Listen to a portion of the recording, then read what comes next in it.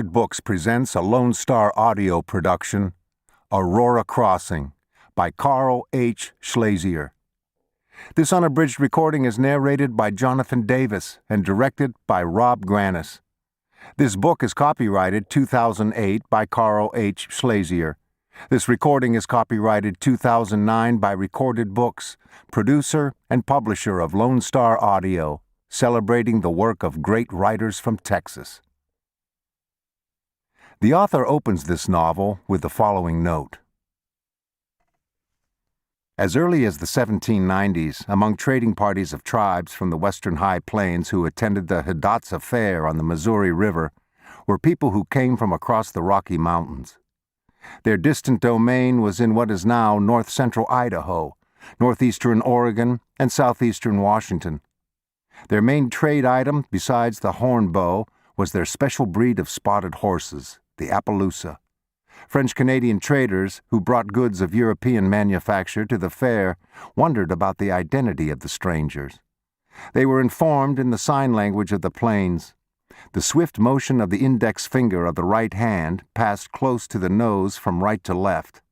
It meant brave people, people who do not flinch from an arrow or from death.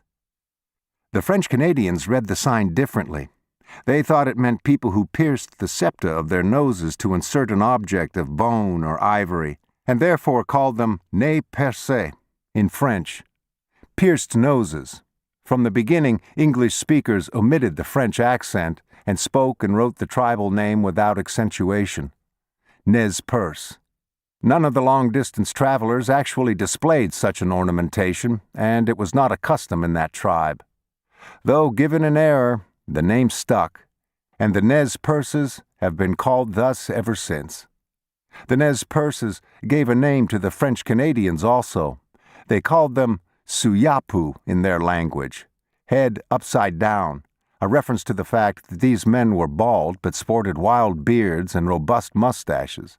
They extended the term Suyapu to all white people, including those who later invaded their country, first as a nickname, later as an insult. The word for themselves was Numipu, meaning the people, or us. The term was given to them by Old Man Coyote, Nasawelu. He is the spirit who finished the creation that the Supreme Being had initiated. A trickster, a master of animals, an earth maker, a sacred person, it was Coyote who made the world so that animals and humans could live in it. When the monster Itzwawultsik threatened to destroy the animal people, Coyote killed it.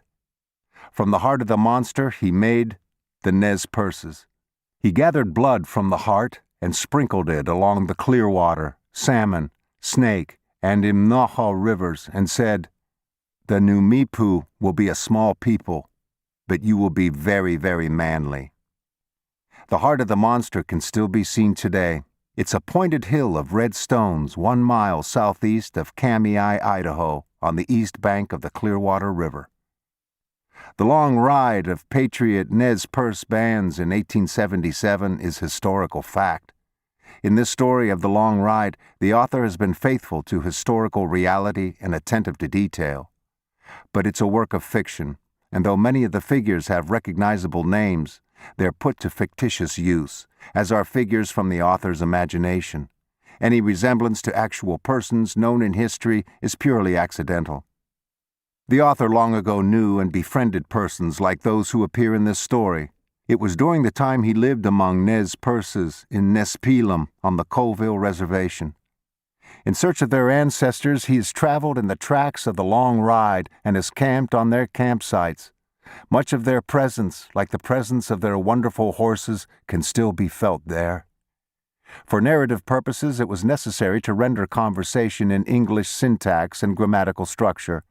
Anyone who would try to translate Nez Perce language would be unable to do justice to its complexity, flexibility, and its highly poetic and metaphoric expressions. The versatility. To keep listening to this audiobook, I've left you a link in the description so you can do it, at no cost thanks to Audible's 30-day free trial.